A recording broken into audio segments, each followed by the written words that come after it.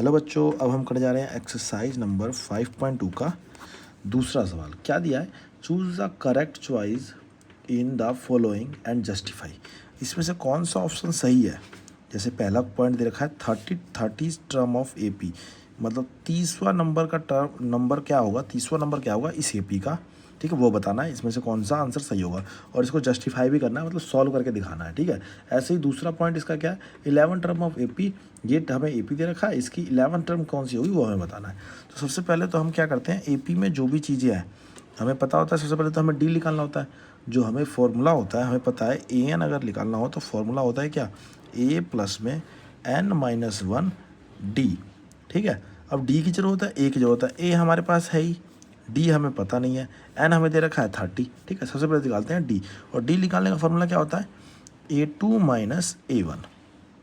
A2 क्या है, दूसरे नंबर का 7 माइनस फर्स्ट वाला टर्म क्या है A1 10, तो आंसर क्या है -3। दूसरे वाले भी निकाल के देख लेते हैं। डी निकालने का फॉर्मूला क्या होता है, A3 माइनस A2। अब A3 क्या है, हमारे पे 4 है, 4 माइनस 7, तो क्या आएगा आंसर -3। तो हमारे पे डी जो आ गया वो क्या आ गया, D is equal to -3, n is equal to 30 और a इज इक्वल टू क्या हो गया, a हमारे पे क्या है 10 है। अब इसमें हमें a n निकालना है, a n 30, मतलब 30 वैल्यू निकालनी है। ये सारी वैल्यू इसमें हम पुट कर देते हैं, तो देख लेते हैं क्या हो जाएगा। a n a 30 is equal to क्या हो जाएगा, a क्या है 10 प्लस में n क्या है 30 माइनस 1 और d कितना है हमारे पे -3। सॉल्व करके देख लेते हैं। a 30 is equal to 10 plus में ये 29 हो जाएगा, 29 को जब 3 से मल्टीप्लाई कर 9 3 27 का 7 हासिल 2, 3 दूनी 6 और 2 क्या होता है, 6 और 2 8 हो गया। तो क्या बना 87। यहाँ पे क्या आएगा, माइनस का -87, ठीक है। अब इसको हम जब खोलेंगे ब्रैकेट को तो 830 इज इक्वल टू क्या हो जाएगा, 10 माइनस 87 इज इक्वल टू -77। तो -77 इज क्या हमारा आंसर हो गया। तो इसका जो ऑप्शन होगा सही वो C is the correct answer. I hope समझ आ गया। चलते हैं इसका दूसरे पार्ट पे सॉल्व करके देख लेते हैं क्या होगा, ठीक है।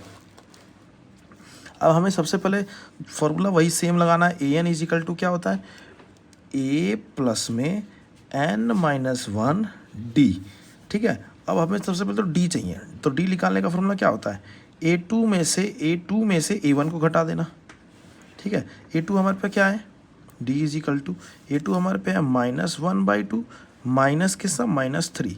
जब इसे सॉल्व करेंगे तो क्या आएगा, -1/2 प्लस में माइनस माइनस प्लस हो जाएगा 3। अब इससे सॉल्व करेंगे तो जाएगा माइनस हो गया, इसके सॉल्व करेंगे तो क्या हो जाएगा, -1 प्लस में 6/2, तो क्या आया 5/2। तो 5/2 हमारा डी आ गया। ऐसे ही दूसरा टर्म निकाल कर लेते हैं, डी इज इक्वल टू, इसमें 3 टर्म है तो हमारा A3 माइनस A2। अब A3 क्या है हमारे पास, A3 हमारे पास 2 है, 2 माइनस 1/2, ठीक है, माइनस 1/2, ठीक है। सॉल्व करेंगे तो क्या आएगा, 2 प्लस में 1/2। इसको सॉल्व करेंगे आगे तो क्या हो जाएगा, 2 2 जा 4, 4 प्लस में 1/2 इज इक्वल टू 5/2। तो हमारे पे जो डी आ गई वैल्यू इस वाले फॉर्मूले से सॉल्व होगा, जो हमारे पे डी की वैल्यू आई वो क्या आई 5/2। ए की वैल्यू क्या है हमारे पास -3, और जो हमारे पे टर्म निकालनी है एन वो क्या है 11 है। पुट कर लेते हैं तो A11 is equal to -3 plus में ये A11 -1 और डी कितना है 5/2, ठीक है। सॉल्व करके देख लेते हैं क्या हो जाएगा, -3 प्लस ये हमारा जाएगा 10, और 10 को जब मल्टीप्लाई करेंगे तो क्या आ जाएगा 25, ठीक। कैसे 10 हुआ, 10 बचे 50, और 50 को हावा किया तो 25 हो गया। अब ये माइनस होगा तो क्या आएगा 22 आएगा, 25 में से 3 गया 22, और प्लस का निशान, तो A11 इज इक्वल टू क्या आ गया 22। तो हमारा बी जो ऑप्शन होगा वो हमारा सही होगा। आई होप आपको समझ आ गया। कोई भी समस्या हो तो कमेंट कर देना, चैनल पर नए हो तो सब्सक्राइब कर लेना, वीडियो को लाइक कर देना। मिलते हैं आपसे नेक्स्ट सम पे।